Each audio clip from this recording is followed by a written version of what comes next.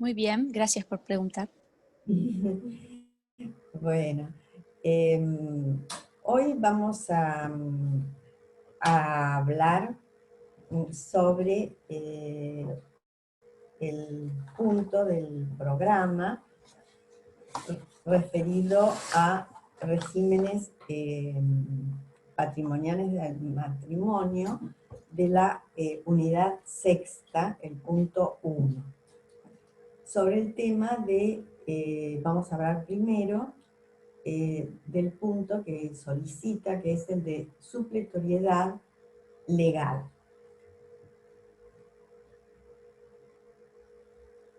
¿Están grabando la clase? Sí, sí, se está grabando. Ah, bueno, porque no sabía quién estaba grabando. Mm, eh, para que después se la pasen a la doctora Casals, que ella creo que después la sube. Bueno, no estoy viendo quién está en la clase, pero podemos empezar. ¿Mm? ¿Sí? Bueno. Eh, Ahora ya estoy viendo a Morena, Caparrós, por allí. Bueno, vamos a hablar entonces sobre este punto que les decía, que es sobre la calificación, tiene que ver con la calificación de los bienes. Nosotros sabemos que existen dos regímenes en el Código Civil y Comercial vigente, que al igual que en el código anterior, mantienen estas dos opciones. Uno es el de régimen de comunidad de ganancias y el otro es el de separación. Ahora bien, el régimen de comunidad de ganancias es supletorio, vale decir que es aquel al que van a quedar sometidos los esposos si estos no han hecho una opción por el de separación. Y este régimen de comunidad, dentro de este régimen, tenemos que ver también la clasificación de esos bienes, que ya les dije que es una clasificación dual. Tienen que ser propios o gananciales. No podemos hacer, o los contrayentes no pueden hacer un mix de estos bienes. Son de orden público y por lo tanto va a ser la ley la que establezca el carácter de los mismos. Es decir, los contrayentes no pueden convenir qué bien consideran que es propio y cuál consideran ganancia. No, el artículo 464 y el 465 van a delimitar expresamente cuál es la calificación de esos bienes. El artículo 464 contiene 16 incisos. Por eso, como va a ser largo, ¿no es cierto?, establecer todo este tema, vamos a tenerlo que reducirlo porque nos va a dar el tiempo material. Vamos a ir viendo los incisos y a través de los incisos luego vamos a ir aportando sobre cada uno de ellos algún comentario que sea para ustedes, que les brinde un poco más de comprensión.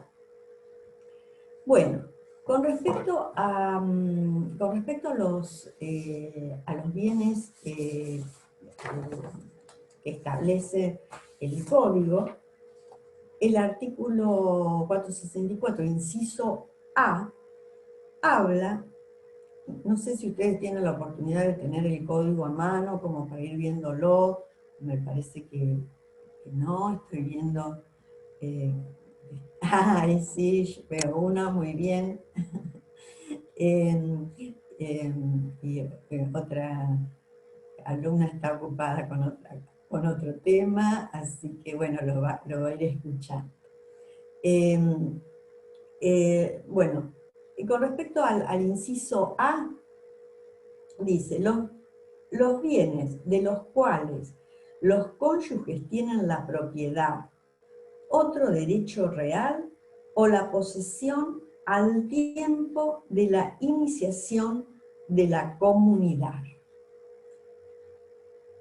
Los adquiridos por la comunidad por herencia, legado o donación, aunque sea conjuntamente por ambos y excepto la recompensa debida a la comunidad por los cargos soportados.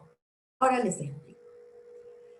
Cuando hablamos de todos los bienes adquiridos antes de la celebración del matrimonio, esos bienes los clasificamos dentro de los bienes propios, ¿verdad?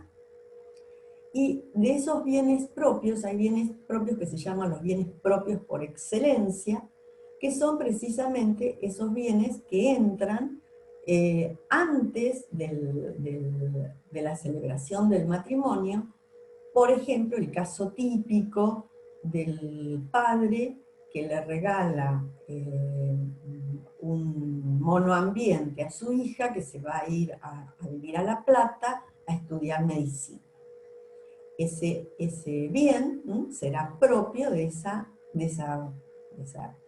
joven, ¿no es cierto? Y tenemos un bien propio por excelencia.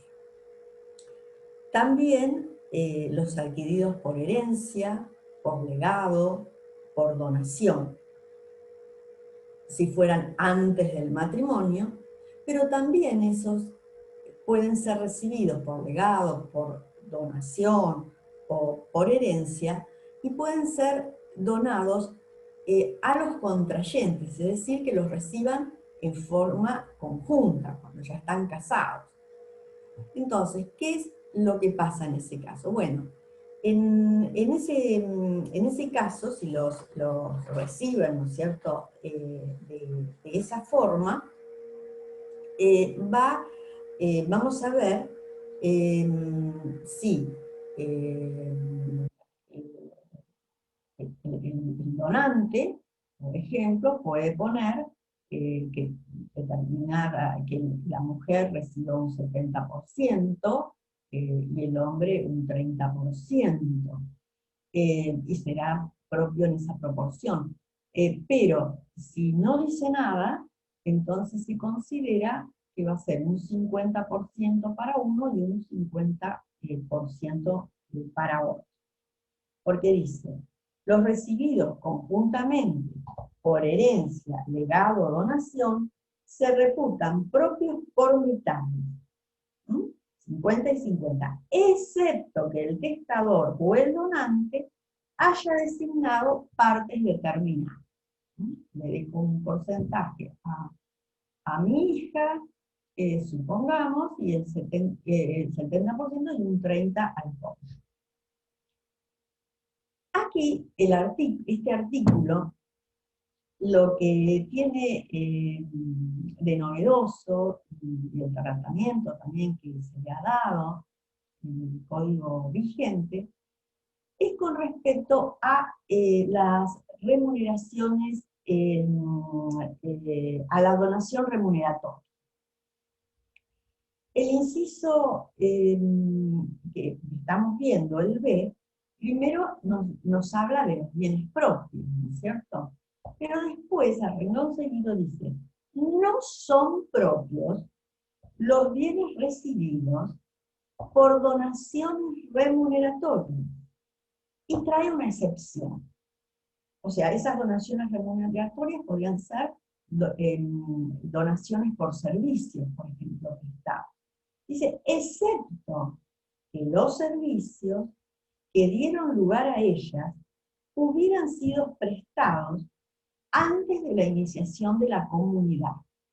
En ese caso, si fueron prestados antes de que se celebrara el matrimonio, son propios, ¿verdad?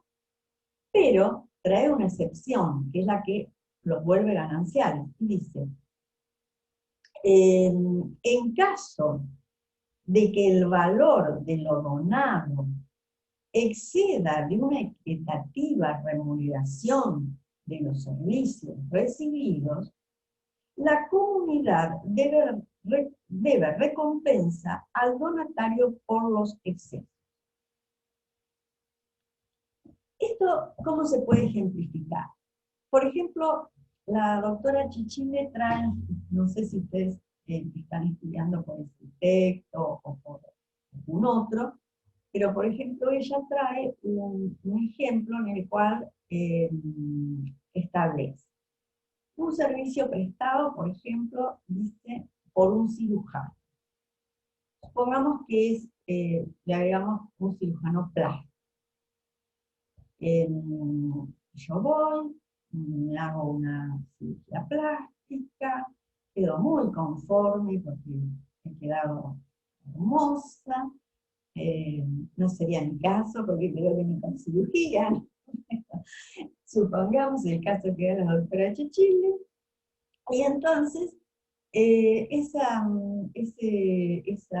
cirujano, como yo quedé tan conforme, además del dinero que le tengo que pagar por la operación, yo le hago una donación.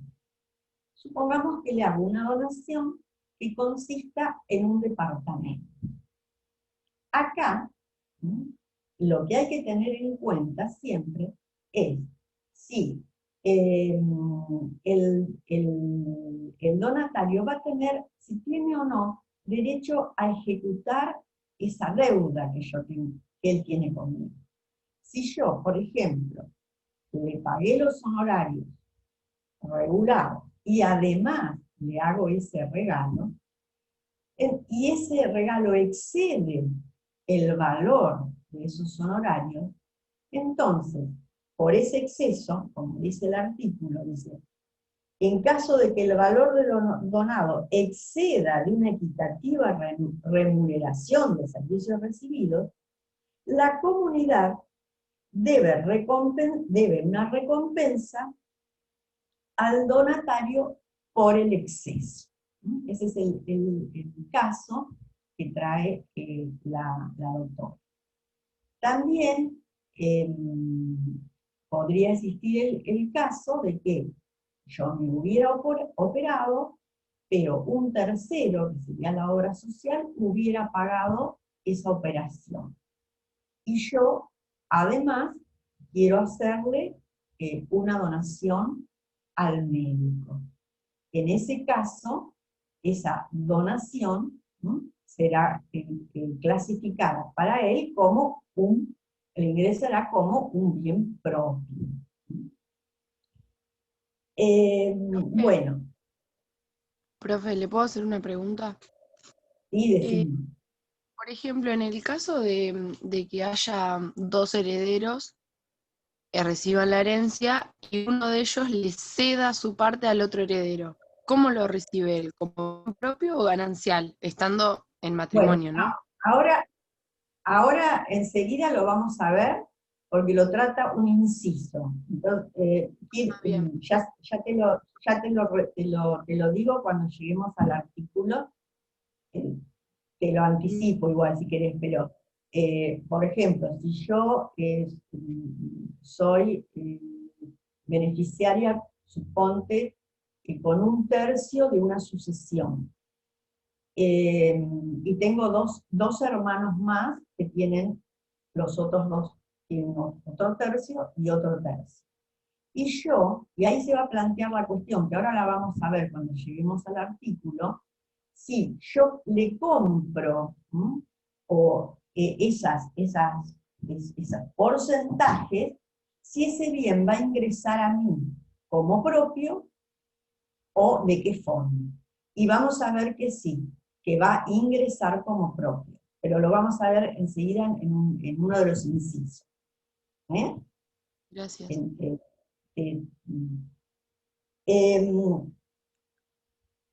Incluso hay un caso que también se comenta en un fallo en el que eran 10 hermanos y entonces luego va comprando, uno tiene, tiene el porcentaje, un décimo, después va comprando lo de todos los demás. Bueno, pero para ir por orden, porque así no les complico tanto. Vimos entonces la subrogación real, ¿verdad? Disculpen, la donación remuneratoria. Acá en la donación remuneratoria,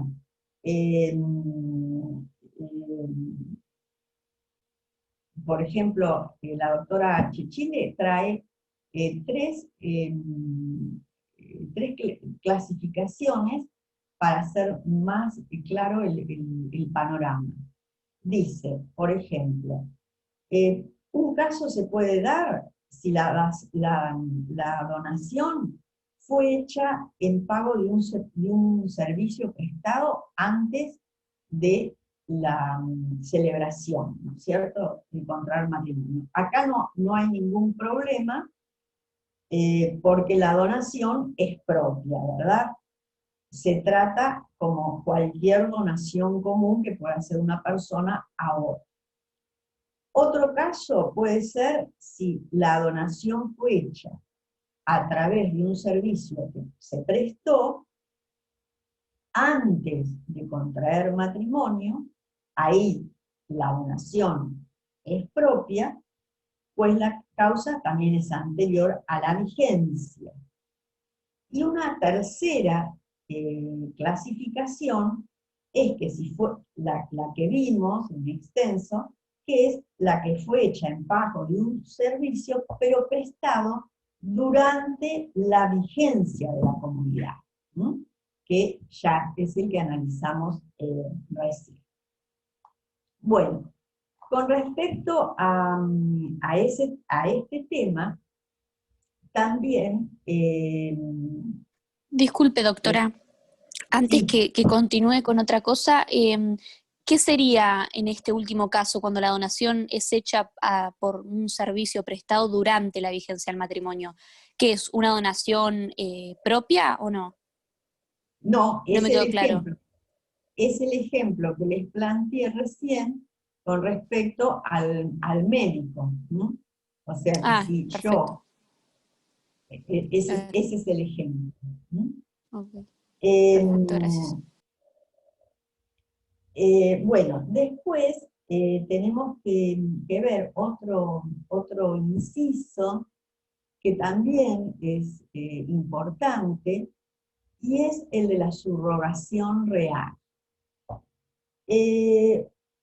Ustedes saben que en la subrogación real, ¿no es cierto?,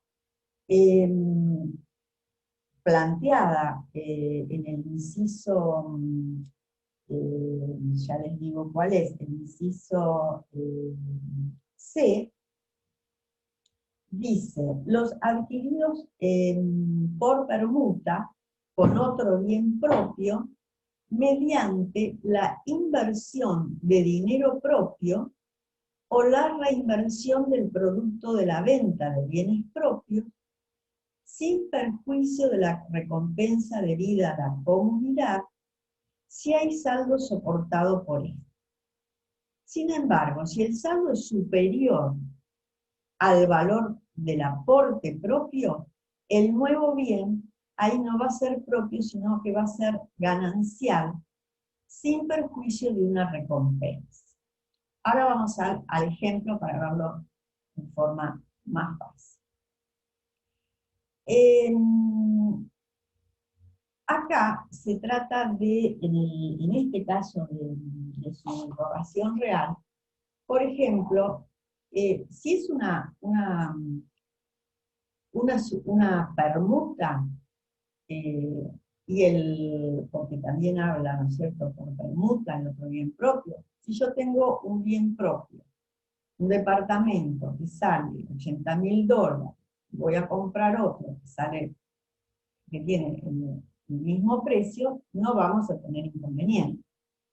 Pero ¿qué pasa si yo, por ejemplo, tenía como bien propio, adquirido antes de la celebración del matrimonio, un departamento de un ambiente, después me caso y luego quiero comprar otro departamento más grande porque ya he tenido hijos, necesito más lugar, quiero una casa que esté cerca de la playa, etc. Bueno, acá entonces tenemos que ver cómo se compagina, cómo se clasifica. Nosotros sabemos que existe un principio que es de accesión, ¿no es cierto?, a lo principal. Si yo tengo un bien propio anterior a la sociedad conyugal, que dijimos que era propio, ¿verdad? Pero, ¿qué pasa acá? Acá yo pude estar también comprando ese segundo inmueble, porque a través del tiempo, pasaron 4, 5 años, 6 años, yo fui guardando dinero de mis gananciales para poder también comprar ese departamento. Entonces ahí se confunde un poco. Pero, ¿qué es lo que tengo que hacer? ¿Y qué es lo que tengo que hacer y tenemos que tener en cuenta, sobre todo si tenemos un bien propio y queremos escriturar? Por ejemplo, tenemos un bien que voy a comprar en $150.000 y tenía otro bien, el que era el que yo tenía anteriormente, de $80.000. Bueno, ese bien propio mío de $80.000, voy a tener que pedirle al escribano que en el texto de la escritura, en la confección de la escritura, él haga un detalle circunstanciado de que ese bien, con el que ese bien de 80.000 pesos que voy a vender, para comprar otro de 150, es un bien propio, para que quede establecido en la escritura el carácter del bien que yo tenía como propio. Hay esta situación del artículo 464, ustedes la tienen que relacionar con el artículo 466. ¿Por qué? Porque el artículo 466 dice, porque acá hay otra cosa, entre los cónyuges puede existir cualquier tipo de prueba, ¿no es cierto?, para demostrar ese carácter. Pero el problema también lo van a tener los terceros, que eso también ustedes lo van a ver con la doctora Calzal, con deudas, gestión, etc. Es un tercero, que por ejemplo me va a comprar a mí, quiere saber si la calificación del bien que va a comprar. Y entonces, lo importante es establecer que exista también, para que yo venda, un asentimiento del cónyuge. Ese, dice el artículo, para que sea oponible a terceros el carácter propio de los bienes registrables adquiridos durante la comunidad por inversión o reinversión, que sería la subrogación, de bienes propios, es necesario que el acto de adquisición se haga constar esta circunstancia, determinándose su origen con la conformidad del otro cónyuge. Es decir, tiene que prestar conformidad, asentimiento para que se pueda perfeccionar. En caso de no poder obtenerse o de negarse, el adquirente puede requerir una declaración judicial del carácter del bien propio, ¿no es cierto?, del que se debe tomar una nota marginal al costado del acta de matrimonio. El marido podría no prestar su conformidad y hasta negarse, pero va a tener que detallar también él el fundamento. Es decir, no puede negarse porque sí, porque supongamos, teníamos una casita chiquita frente al mar, y a él le encanta cruzar la calle y estar en la playa. Pero cuando teníamos esa casita frente al mar, éramos él, yo y nadie más. Pero después tuvimos 5 hijos más, y ya esa casita no nos alcanza. Entonces vamos a tener que alejarnos para comprar una casa más grande en otro lugar. Eso, bueno, el juez evaluará, ¿no es cierto?, si el fundamento que está dando el cónyuge es válido o no. Es decir, no puede decir que no doy mi asentimiento porque no quiero. No, tendrá que fundamentarlo. ¿Mm? A lo mejor podrá buscar otra alternativa. Pero en principio hay que saber eso, que tiene que ser una negativa fundada.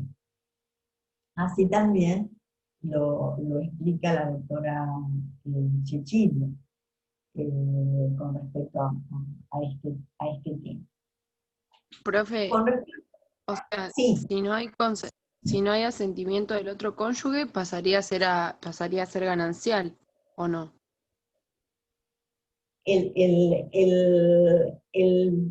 No, va a ser propio, ¿no es cierto?, pero a la partición, en el caso de que haya disolución o partición, puede haber una recompensa para el otro.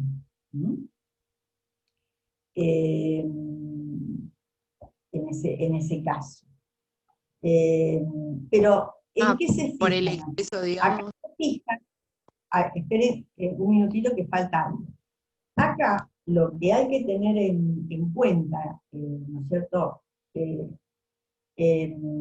con respecto a la prueba, porque la prueba es importante, ya les dije, sobre todo de los bienes oponibles a terceros. Pero, por ejemplo, dice, hay un caso en el que, o sea, lo que hay que tener en cuenta, cuál es el valor mayor el valor mayor del bien. Por ejemplo, si compramos ese que dijimos de $150.000, va a haber un mayor valor. Pero también hay que tener en cuenta ese mayor, y puede haber una recompensa con respecto al otro. ¿Por qué? Y también se pueden dar dos casos, porque, por ejemplo, un caso podría ser el de la señora que tiene el bien propio, y a los 5 o 6 años, ella con sus gananciales va ahorrando para comprar un departamento más grande. ¿Qué ocurre? Que a veces el tema está en la prueba también, porque el esposo podría decir, miren, mi mujer es maestra, y con su sueldo de maestra nunca, supongamos en 5 años, pudo obtener el dinero suficiente para hacer esa compra. Yo también puse dinero. Entonces, podemos llegar a tener, ¿no es cierto?, una recompensa para el cónyuge. Eso lo van a ver bien cuando con la doctora Casal estudien el tema de la administración, de las deudas, etcétera, etcétera. Pero un caso que trae precisamente Chile es ese. ¿Y por qué? Dice ella en una de las partes donde comenta, dice, dado que el matrimonio, supongamos, en un fallo, ¿no?, ha sido celebrado unos meses antes de la compra, es propio. Es dable presumir que los ahorros particulares provenientes de la mujer había ganado en el ejercicio de su profesión, se remontan a la época anterior a la celebración del matrimonio, al menos en su mayor parte, porque si vemos lo que transcurrió después, por ejemplo, no hubiera podido llegar a realizar esa compra, aunque fuera con bienes, productos, supongamos, de su trabajo, no estuviera ayudado a hacer la compra. Bueno,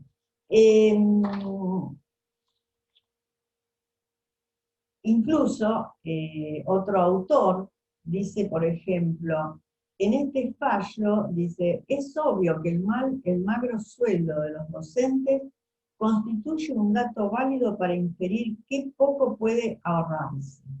Este es el indicio para presumir que la mayor parte del precio fue tomado de o ingresos anteriores al matrimonio, y el indicio permite tal razonamiento. Es decir, ese dinero ella lo tenía ahorrado antes, cuando eran bienes propios, o de lo contrario, si se quisiera probar, el contrayente quisiera probar, podría probar que ella no llegó con esa cantidad de dinero. ¿Mm? Bueno, con respecto a este tema, siempre tenemos que tener en cuenta, como les dije al principio, que el código establece una clasificación dual. Y por eso, lo que corresponde es que tener en cuenta que la calificación es única, o es propio o es ganancial. Así termina nuestro código con todo tipo de debates que hubo a través del tiempo. Y inclina la balanza dando dos soluciones para establecer si es propio o ganancial. Dice, según que el mayor monto aportado sea propio o ganancial. Si el mayor valor aportado es propio, el bien conserva el carácter de propio, con una recompensa a favor de la comunidad. Y a la inversa, si el monto mayor con que se contribuyó a la adquisición es ganancial, el nuevo bien ahí va a ser ganancial, pero con una recompensa a favor del cónyuge propietario de los bienes propios que se invirtieron. Es decir, el que tenía el departamento, pero luego el otro aportó mayor cantidad contribuyó con mayor cantidad de dinero a la adquisición. Doctora, ¿dónde estaba leyendo Sí. eso? Eso lo tienen en los comentarios de la doctora Cecilia. Ah, perfecto. ¿Ustedes están Gracias. estudiando por ese texto? En mi caso sí, pero hay gente que en realidad está estudiando de otros lados. Claro, bueno, por eso te digo para que lo podés ver perfectamente ahí. Inclusive, para el que tenga interés, hay un video en YouTube de la doctora Chichile con respecto al régimen patrimonial, eh, que es, si lo buscan en YouTube, es del año 2017, en donde explica eh, con mucha solvencia este tema y también las diferencias entre los dos tipos de régimen, para los que lo quieran consultar, ver, ¿no? Más o menos son también los mismos ejemplos que trae el manual del doctor Zanoni, ¿no? Bueno, vamos a avanzar en los incisos. Dice lo siguiente, el inciso C es el que terminamos de ver, entonces en la última parte dice, si el saldo es superior al valor del aporte propio, el nuevo bien es ganancial. Ahí tienen el caso de establecer precisamente ese tipo de lo que dice Cecilia, que hay que tener en cuenta el mayor valor aportado para saber si puede ser propio o ganancial en este caso. Luego, el inciso B nos habla de los créditos. Yo acá estoy viendo el código, el inciso del código. Dice, los créditos e indemnizaciones que subrogan en el patrimonio de uno de los cónyuges a otro bien propio. Acá, cuando se refiere al tema de indemnizaciones, ¿no es cierto? Se refiere sobre todo a, por ejemplo, tipos de indemnizaciones que sean por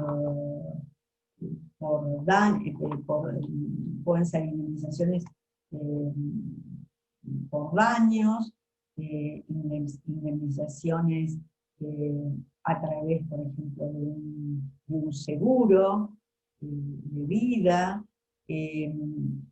etc. Ya igual vamos a volver sobre eso en otro punto.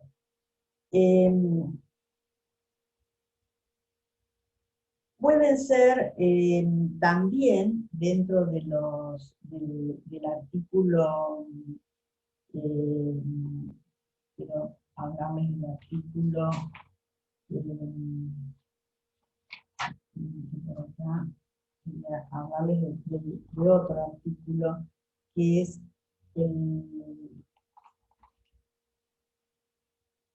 importante, que es el de los productos de los bienes propios, dice con excepción de las canteras y de las minas.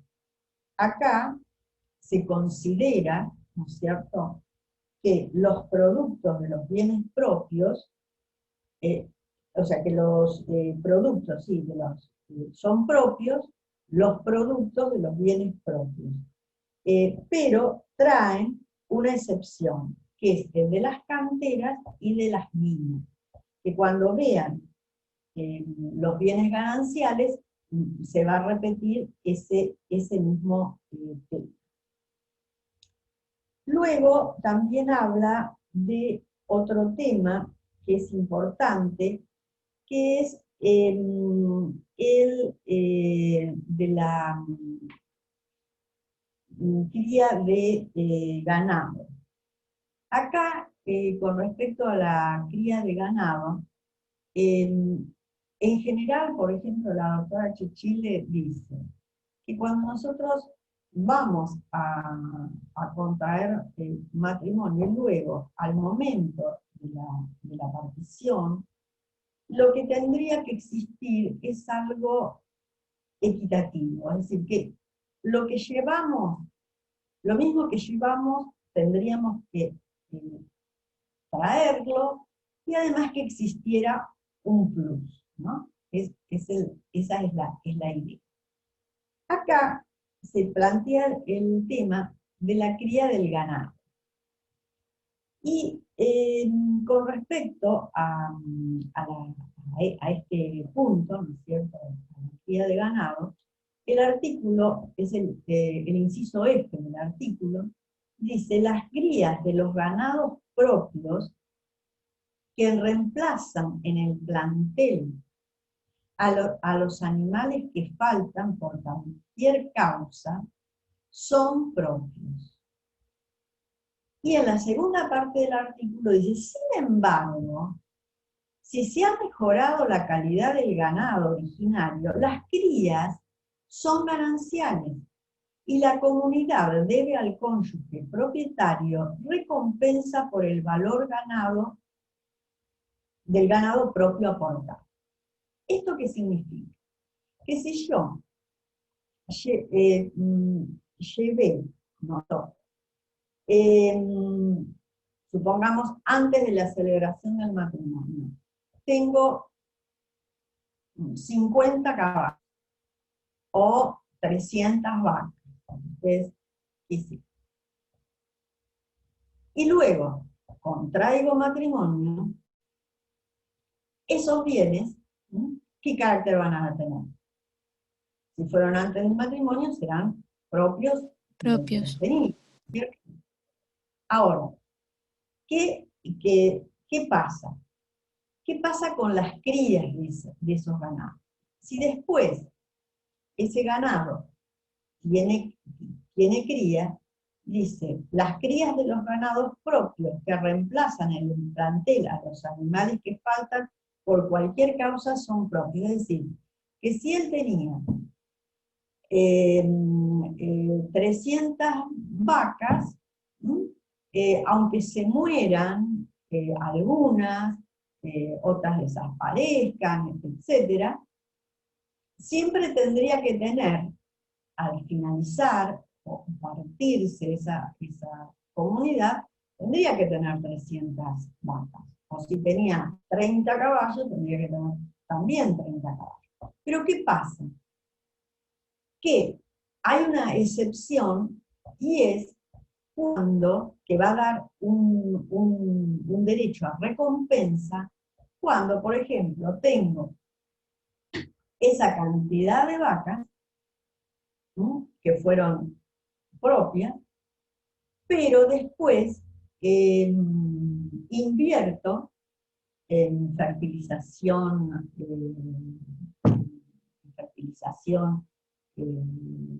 asistida para las vacas,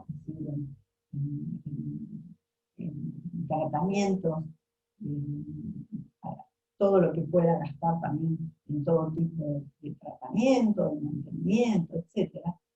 Y todo lo que mejore el nivel de ese ganado, ya sea vacuno o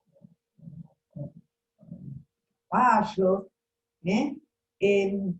por ejemplo, si tenía caballos y compro, para mejorar la raza, compro un pura sangre.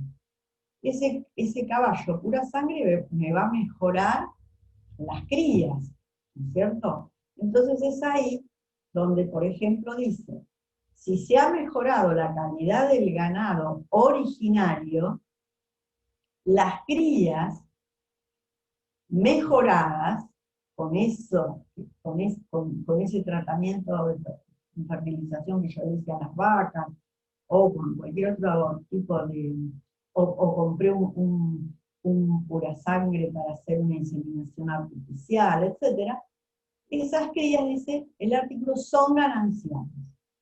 Y la comunidad debe al cónyuge propietario recompensa por el valor del ganado propio aportado. Es decir, ahí va a existir esa recompensa si se mejoró.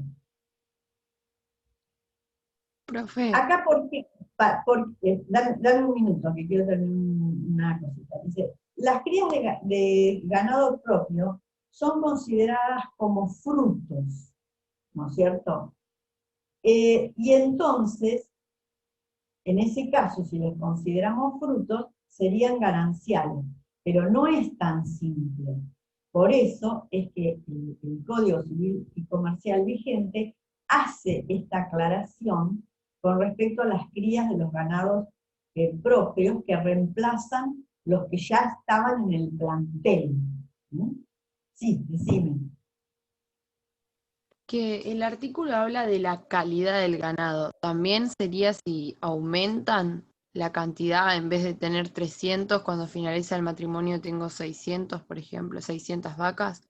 Claro, pero siempre que es, o sea, siempre va a haber recompensa si se mejoró. ¿Mm? O sea, va a haber una recompensa si se mejoró el ganado, porque lo importante acá del artículo es sobre todo eso, se mejora, Sí, ¿no es como que yo hago cierto? un gasto durante el matrimonio para mejorarlo. Digamos, invierto en algo, ya sea un caballo de pura sangre o cualquier cosa. Claro, compro o tenés, sí, o compras un toro campeón, ¿no es cierto?, para inseminar a una vaca que tenés en el campo, y a partir de ahí vas a tener mejor calidad en las crías. Eso también puede ser. ¿Mm? Profesora, yo hay algo que no entiendo, que es esto último que dice, la comunidad debe al cónyuge propietario recompensa por el valor del ganado propio aportado. No entiendo qué es eso de la recompensa, cómo se lleva a cabo la recompensa. Y bueno, la recompensa o sea, se va a tomar precisamente o sea, por, por lo que ha podido ganar de más. Porque si yo tenía, suponte, una calidad de ganado, y por ese ganado yo cobraba determinado dinero, o le ingresaba determinado dinero, si ese ganado está mejorado, voy a tener más ganancia. ¿Te das cuenta? Claro, sí, ahora sí. Mm, mm, Profe, yo también tengo una duda con respecto a eso. sí. O sea, en realidad lo que no entiendo es cómo, o sea, cómo se llega, eh, cómo es que hay un inventario, porque en algún lado le hizo respecto al inventario, pero lo que no entiendo es, cuando finaliza el matrimonio, uno no es que cuando está durante el régimen matrimonial está tipo anotando cada una de las cosas.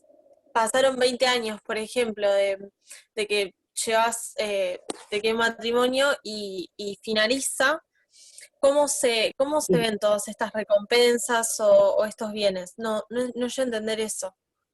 Bueno, eso lo van a ver, creo, no sé si es en la clase próxima, eh, eh, con ya van a ver el tema de la administración, de los bienes propios, de los bienes gananciales, la gestión, todo eso lo van a ver con la doctora Casals. ¿No? Yo hoy lo que quiero darles es un pantallazo de estos bienes para que cuando ustedes vean lo otro, entonces ya tengan una idea. ¿Mm? ¿Te das cuenta? Sí, gracias, profe. Para ubicarnos un poco, qué es una cosa, qué es la otra, y después sí ya lo van a ver en forma integral. Este es un tema árido, ¿verdad? No, y además, con respecto, igualmente, sobre todo en el tema de crías de ganado, es muy difícil en la práctica establecer, y por eso también hay tantos problemas, ¿no es cierto? En el caso que se suele dar el tema. ¿Por qué? Porque generalmente el chacarero, el estanciero, está en su campo o tiene personas en su campo, y la esposa está un poco ajena en la mayoría del tema, a no ser que sea una persona, ¿no es cierto?, involucrada en los negocios de su marido, pero se ven muchos casos en los cuales precisamente se hace a veces muy difícil la prueba, primero porque si supongamos un matrimonio que no tuvo la opción de casarse y elegir el sistema de separación de bienes, que ya está casado hace años con el sistema de comunidad de gananciales. ¿Cómo es difícil establecer generalmente cuál es el caso típico? Que el dueño del campo vive un tiempo en el campo y un tiempo en la ciudad. La mujer generalmente vive en la ciudad, a veces no tiene demasiada idea, si no está al tanto de si o sea, cuántas crías de animales hay, cuántos parieron, cuánto se gastó en las vacunas. Es decir, yo he tenido casos en los cuales la mujer estaba al tanto de todo, ¿no? ¿Por qué? Porque el marido estaba en el campo, pero la mujer hacía toda la parte administrativa. Entonces, ella estaba al tanto de todos los gastos, porque bueno, si había que hacer una inseminación artificial, sabía el gasto de la inseminación, los antibióticos que había que darle a la vaca, o sea, todos los gastos que llevaba a hacer la yerba. Hay personas que sí realmente conocen, entonces bueno, ahí va a ser más difícil, más fácil, pero les digo que no es un tema de los más, es un tema bastante complicado cuando se plantea, ¿no? El tema de la prueba en estos casos. Bueno, hubo acá, por ejemplo, hay un fallo que trae el Chile, que es un fallo antiguo, pero por ejemplo dice: el ganado, cualquiera sea su número, sigue siendo propio del cónyuge aportante, sin perjuicio de las ganancias que suponen el crecimiento del capital por el aumento del volumen de hacienda, deba ser recompensado a la sociedad conyugal. Cabe concluir que solo pueden considerarse gananciales las cabezas que excedan a las aportadas, lo que tornaría aplicable la solución. Este es un fallo. Bueno, esto entonces con respecto a la cría de ganado, ¿verdad?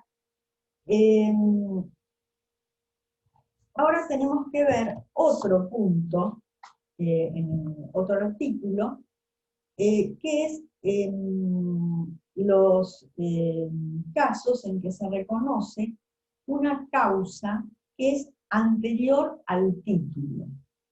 Bueno, acá tenemos, por ejemplo, el inciso G, el H, el G, el H y el I, ¿no?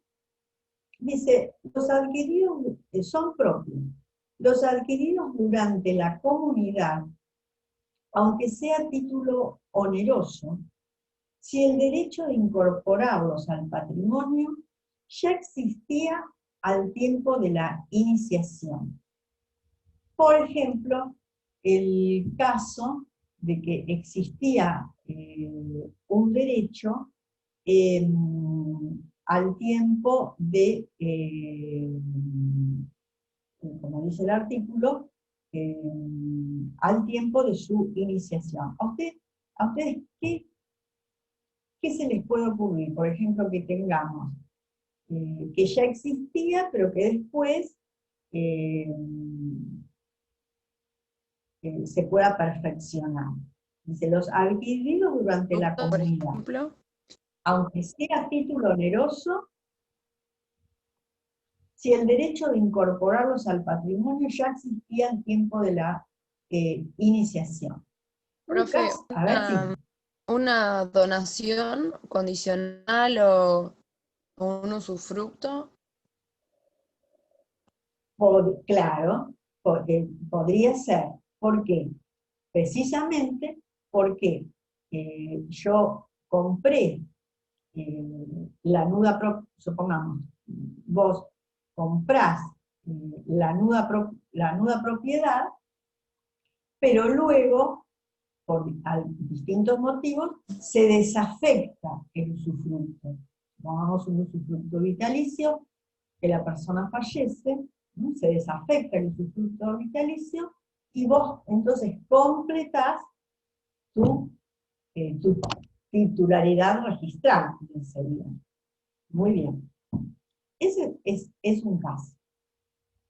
Después también dice, los adquiridos en virtud de un acto anterior a la comunidad, pero viciado de nulidad relativa, pero confirmado después de ella. Podría ser la usucapión. Por ejemplo, yo entré a usucapir y tengo la posesión de un inmueble, pero luego comienzo el trámite de la usucapión y obtengo la sentencia que me acredita como titular de ese inmueble, ¿sí?, con posterioridad. Entonces dice, los adquiridos en virtud de un acto anterior a la comunidad, ¿sí?, a lo mejor yo lo empecé a usucapir también siendo soltera, pero viciado de nulidad, podía tener algún vicio, pero porque tenía solamente la posesión, pero luego esa usucapión es confirmada a través de una sentencia. Ahí también se podría dar. Y el inciso I dice, los originariamente propios que vuelven al patrimonio del cónyuge por nulidades como resolución, rescisión, revocación de actos jurídicos. El J, también es interesante porque habla de los incorporados, dice, por accesión a las cosas propias sin perjuicios de la recompensa debida a la comunidad, por el valor de las mejoras o adquisiciones hechas con dinero de ellos. Acá, en realidad, tenemos que ver cómo se puede responder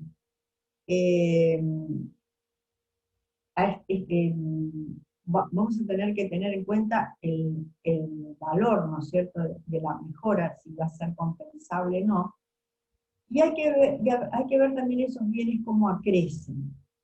Se dice que los bienes pueden acrecer, ya sea por naturaleza, puede ser por aluvión, o por abulsión, es decir, si aluvión, si voy sumando, ¿no?, por ejemplo, terreno, o abulsión, si se va disminuyendo, o también puede ser por la acción del hombre.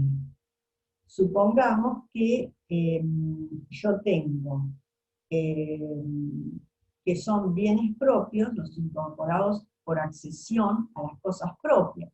Supongamos que yo tengo una casa, que es un bien propio, pero a esa casa se nos ocurre hacerle una pileta de natación. Esa pileta de natación, ¿no?, va a seguir teniendo la calidad de bien propio mío. ¿Por qué? Porque por un principio de que la accesión sigue a lo principal. Es lo mismo que cuando, por ejemplo, esto también lo van a ver seguramente como la doctora Casal, ustedes compran, que yo les comenté en otra clase, el caso que estaba pendiente, un caso pendiente de soluciones, que era el de una persona que había comprado un bien, había recibido como donación un bien propio, que era un terreno, y luego, en ese terreno que es bien propio, construye una casa. En ese caso, el bien, la calificación del bien, va a ser de que ese cónyuge que tenía el bien propio seguirá siendo todo el bien propio. La calificación va a ser de propio. Pero ¿qué va a ocurrir? Que va a existir un derecho de recompensa para la otra parte, ¿no es cierto? Si esa pileta, supongamos que ese edificio, esa casa que se construyó, también hubo aportes gananciales. Entonces lo que va a existir va a ser una recompensa por esos beneficios. Bueno, también el artículo K dice las partes, esto es el artículo que se refiere a lo que hoy vos una de ustedes me había preguntado. Se trata de lo que se llama las adquisiciones sucesivas. Dice el artículo, las partes adquiridas por cualquier título por el cónyuge que ya era propietario de una parte indivisa de un bien al comenzar la comunidad, es propio, o que la adquirió durante esta calidad de propio, así como los valores nuevos y otros acaecimientos de valores mobiliarios propios, son propios sin perjuicio de la recompensa debida a la comunidad en caso de haberse invertido bienes de esta para la adquisición. Es decir, si yo tengo una parte indivisa, ¿no es cierto?, adquirida por cualquier título, supongamos por herencia, yo tengo un tercio de la propiedad, y después le compro a mis hermanos los otros 2 tercios, ese bien va a también tener la característica de ser un bien propio, a pesar de que yo quizá esté comprando parte de esos porcentajes con bienes gananciales, pero la clasificación del bien va a ser propia. La calidad del bien va a ser propia. Después, también habla de el L, dice, la plena capacidad de bienes cuya nuda propiedad adquirió antes del comienzo de la comunidad, si el usufructo se extingue durante ella, así como lo de los bienes grabados por otros derechos reales que se extinguen durante la comunidad, sin perjuicio del derecho a recompensa, si para extinguir el usufructo o los otros derechos reales se emplean bienes gananciales. Es el caso que había comentado, en el cual hablamos del tema del usufructo. ¿De acuerdo? Otro de los puntos que también habla el artículo es con respecto a las ropas, dice, la ropa y los objetos de uso personal.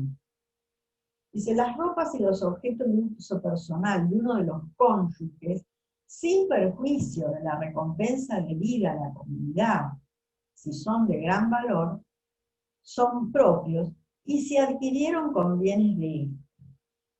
Y los necesarios para el ejercicio de su trabajo o profesión, sin perjuicio de la recompensa debida a la comunidad, si fueron adquiridos con bienes gananciales. La doctora Cecchine comenta que en la época de los años 60, por ejemplo, 50 y los 60, era un bien de uso suntuoso, por ejemplo, que el que la mujer tuviera un tapado de piel, y no de piel sintética, precisamente, sino un tapado de piel auténtica. Era un bien suntuario, como también podía ser una joya muy importante.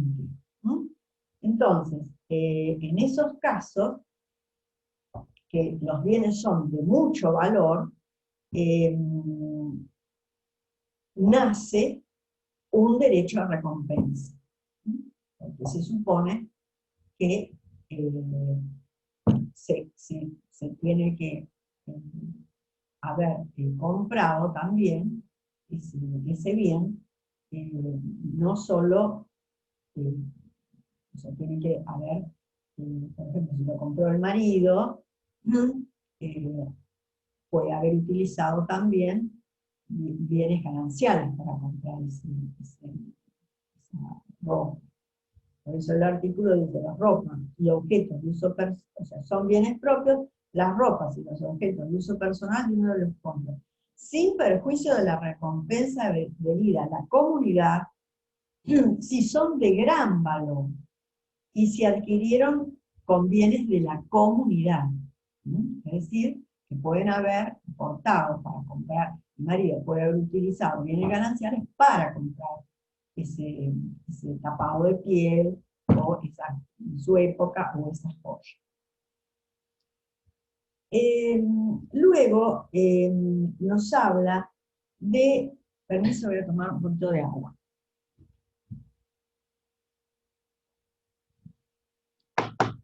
También nos habla de las indemnizaciones. Dice el artículo, las indemnizaciones por consecuencias no patrimoniales y por daño físico causado a la persona del cónyuge son propios. Pero trae una excepción. Dice, excepto el lucro cesante correspondiente a ingresos que habrían sido gananciales. ¿Por qué? Porque el lucro cesante fue lo que dejó de ganar, pero lo que le correspondía, ¿no es cierto?, por ejemplo, a ese cónyuge. En cambio, una indemnización por daño moral o una indemnización por una incapacidad permanente, va a tener un carácter de derecho personalísimo, ¿verdad? Entonces, va a tener también el carácter de bien propio. Hay una ley, que es la ley 24.043. Esta ley se refiere a la privación de la privación de la libertad. Es una ley que se dictó en 1983, disculpen, después de 1983, en el año 1991, pero a raíz de toda la violencia ejercida sobre civiles y privados de la libertad.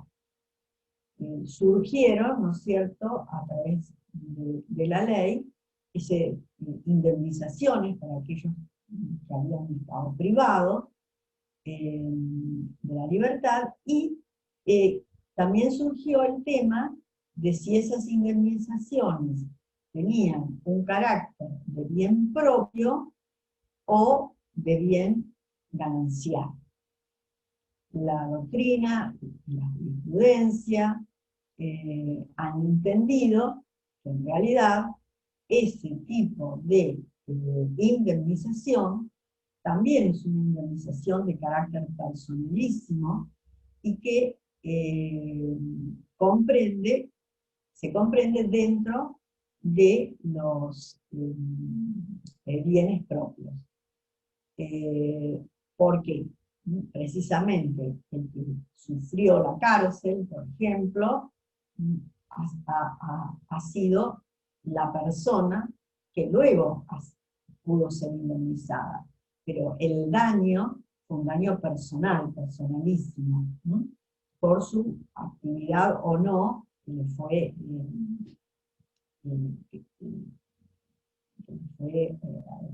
arrogada, y por lo tanto esas indemnizaciones que luego algunas personas pudieron cobrar porque salieron con vida de esas privaciones, u otras han sido sus herederos los que han tenido que iniciar la sucesión, porque hay personas que habían fallecido, ¿no es cierto?, en la cárcel.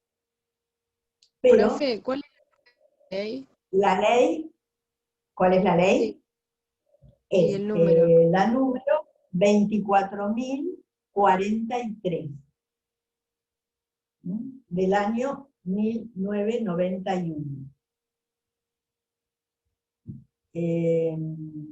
Bueno, después tenemos el inciso N, que dice: el derecho a jubilación o pensión y el derecho a alimentos, sabemos que la pensión es un alimento también, sin perjuicio del carácter, es propio, ¿no es cierto?, el derecho a jubilación o a pensión, sin perjuicio del carácter ganancial de las cuotas devengadas durante la comunidad. Es decir, que el derecho a la pensión, ¿no es cierto?, o el derecho a la jubilación también es un derecho personalísimo. Ahora, las remuneraciones que se fueron obteniendo a través del tiempo, esas, devengadas durante la comunidad, tenemos que establecer si se reciben con carácter de ganancial o carácter de propio. El artículo lo único que dice es que dice el derecho a jubilación o pensión y el derecho a alimentos, sin perjuicio del carácter de ganancial de las cuotas devengadas, ya nos está dando la respuesta, es decir, que esas cuotas devengadas sí tenían carácter ganancial. Con respecto a con respecto al lucro cesante, ya les dije que no, ¿no es cierto?, porque ya lo establece también directamente la ley. Las mensualidades, por ejemplo, cobradas durante el tiempo que va cobrando la jubilación, o devengadas, se asemejan a los frutos, y sabemos que los frutos de los bienes propios son gananciales. Eso lo van a ver también con la doctora.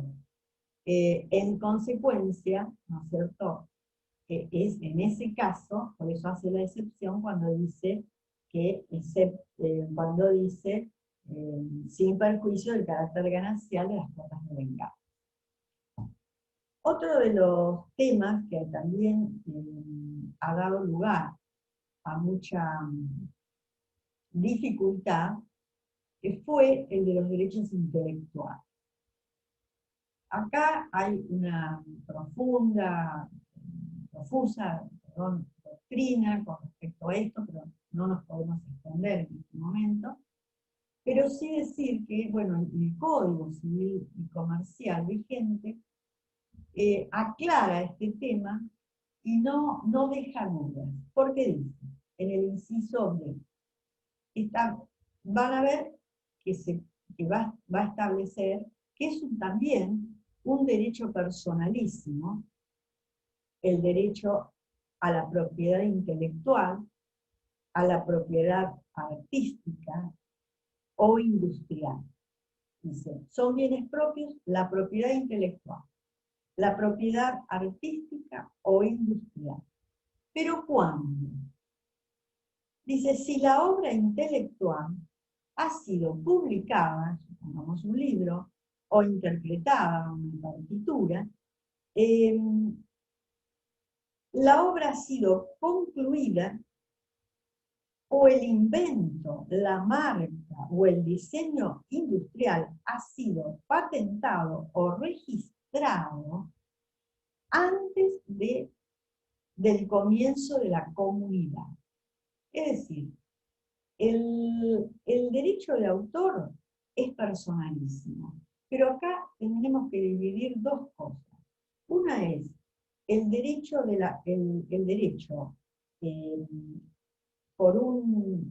derecho moral que puede tener el autor, y el derecho pecuniario o susceptible de valor. El derecho moral sobre la obra va a ser siempre propio y lo va a tener siempre el autor, independientemente del momento que termine la obra o no, ¿no? Ese derecho moral es propio. Ahora, cuando vamos a ver, ¿no?, si esa obra tiene una remuneración, ahí vamos a tener que ver, ¿no?, si sigue siendo propio o no. Entonces, incluso en la última parte del artículo les dice, el derecho moral sobre la obra intelectual es siempre personal. No habla de propio, habla dice, es siempre personal. Y sobre este tema hubo distinta doctrina antes de la ley 1711, después de la ley 1711, y hay un caso que marca un hito dentro de este tema, que he comentado con distintos autores, y que reconoce estos antecedentes en la sucesión del escritor Roberto A. La solución que se dio en un fallo fue anterior a la sanción de la 1711, pero fue un fallo muy esclarecedor. ¿Por qué? Porque miren lo que dice. Dice el fallo, el derecho intelectual, se lo leo tal cual, el derecho intelectual o de autor tiene dos aspectos, el moral y el pecuniario. es decir, económico o patrimonial. El primero, el derecho intelectual o de autor, es un derecho personalísimo y está fuera del comercio, no discutiéndose que pertenece exclusivamente al creador de la obra y que no entra en la sociedad, como llamaban, sociedad conyugal. Pero el segundo, ¿sí? En cambio, el patrimonial, es un bien que es susceptible de valor y entra dentro de la categoría de lo que se llama objetos inmateriales. Pese a la especial naturaleza jurídica del derecho intelectual y a la interdependencia que existe entre el derecho moral y el derecho pecuniario, una vez que la obra, por su publicación o representación, ingresa a ese circuito patrimonial, con la posibilidad jurídica que se pueda vender o enajenar a terceros por medio de una cesión, no puede desconocerse que de acuerdo al régimen legal, decía el fallo, el principio de este bien entre dentro de la categoría de los bienes matrimoniales gananciales. Es decir, que ese fallo anterior a este código considera que esa parte remunerativa tiene que ver con la clasificación de derechos gananciales. La nueva normativa, dice Chechile, por ejemplo, soluciona el debate estableciendo que la cesión del derecho intelectual, si era ganancial, encuadra dentro del concepto de lo que se produce, y si es propio, se entiende el caso del autor puede ceder ese derecho intelectual, lo puede perder, lo puede enajenar. Es decir, tenemos que tener en cuenta, como lo dice el inciso, el tema de si ya entró en ese circuito comercial o no, que también es importante. Y ese sería el inciso O, ¿no es cierto?, que es el último de los incisos que se refiere a los bienes gananciales. A los bienes, a los bienes propios. Tendríamos que ver los bienes gananciales, pero no vamos a tener tiempo, pero son de fácil comprensión, porque incluso hay algunos que se van a correlacionar con incisos que ya vimos. Igualmente, en la próxima clase, si no se quedan algunas, ustedes los leen y si quedan dudas los manifiestan, o si no, también les doy el mail mío, que es isabelsinagara@yahoo.com.ar, si surge alguna duda.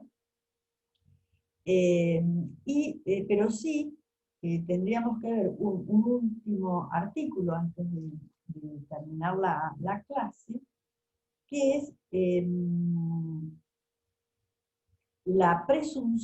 artículo 466, que se refiere a la acción declarativa del carácter del bien. Es decir, la prueba del bien, si es propio o ganancial. ¿Y qué es lo que se presume? El artículo del código dice, se presume, excepto prueba en contrario, que son gananciales todos los bienes existentes al momento de la extinción de la comunidad. Respecto de terceros, no es suficiente prueba del carácter propio la confesión de los cónyuges.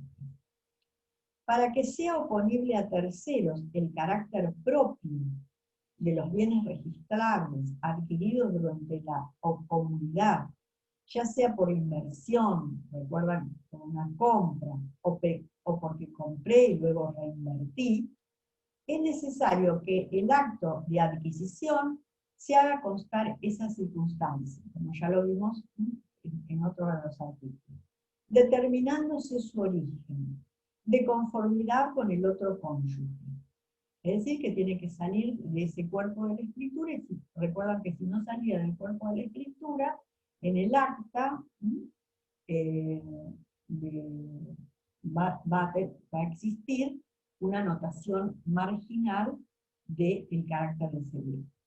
En caso de no podérsela obtener, determinándose su origen, en caso de no podérsela obtener o de negarla, el adquirente puede requerir una declaración jurable en carácter de bien propio o del que se debe tomar nota marginal en un instrumento del cual resulta la adquisición, por ejemplo la escritura. Y el adquirente también puede pedir esa declaración judicial en caso de haberse omitido la constancia en el acto de adquisición. Es decir, que la presunción es que se presume, excepto prueba en contrario, que son gananciales todos los bienes existentes al momento de la comunidad. Y después, bueno, vamos a ver todas las excepciones que pudieran existir. Bueno, no sé si surge alguna pregunta puntual por ahí con respecto a alguno de los incisos.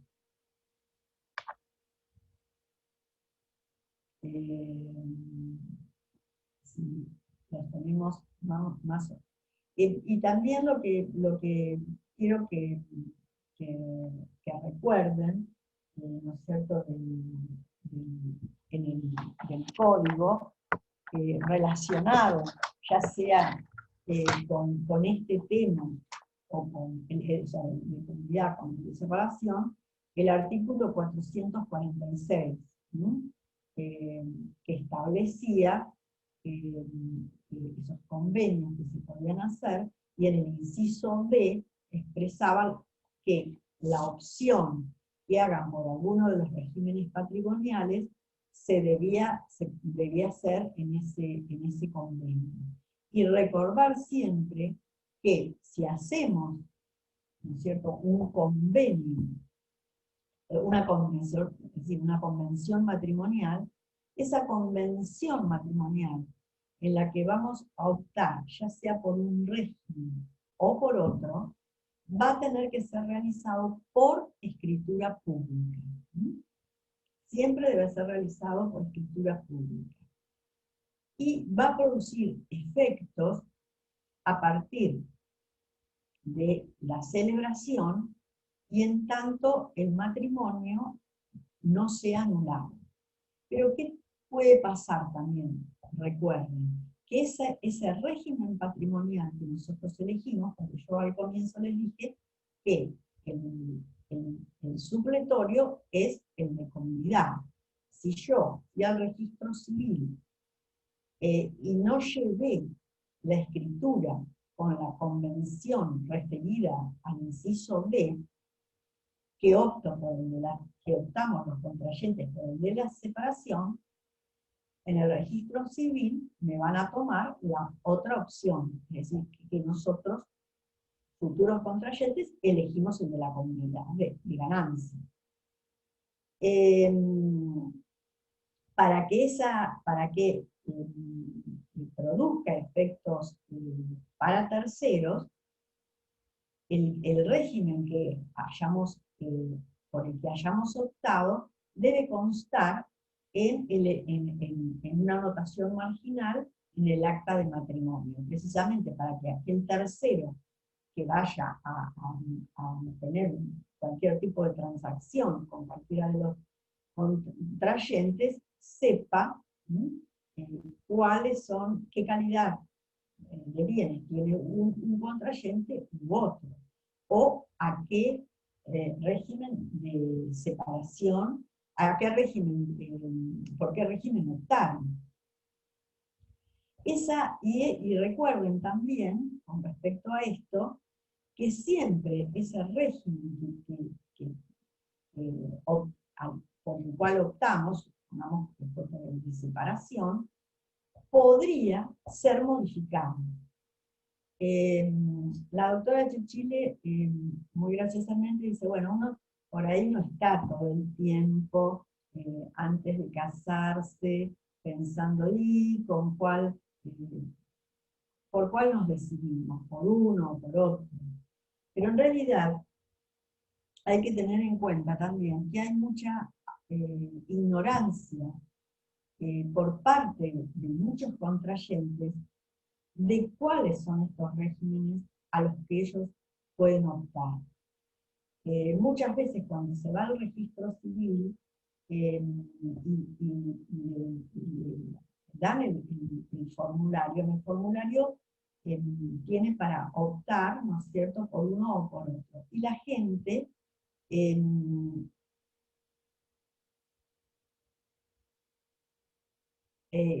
está bien, Yamila, gracias.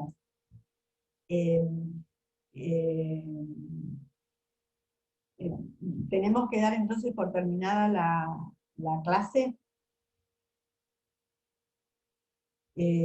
Bueno, lo último, tenemos que optar, ¿no es cierto?, y saber que podemos modificar, podemos hacer un cambio de ese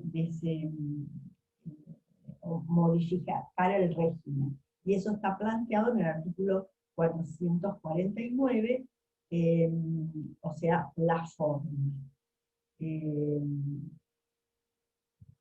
recuerden que siempre puede ser ese cambio después de un año de haber estado con el otro. Es decir, si tuve un año en el régimen de comunidad, de ganancias, puedo optar por el de separación, pero tiene que haber transcurrido un año.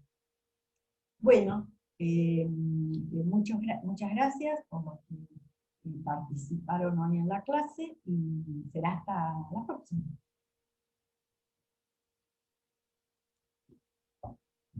Gracias. No, de nada.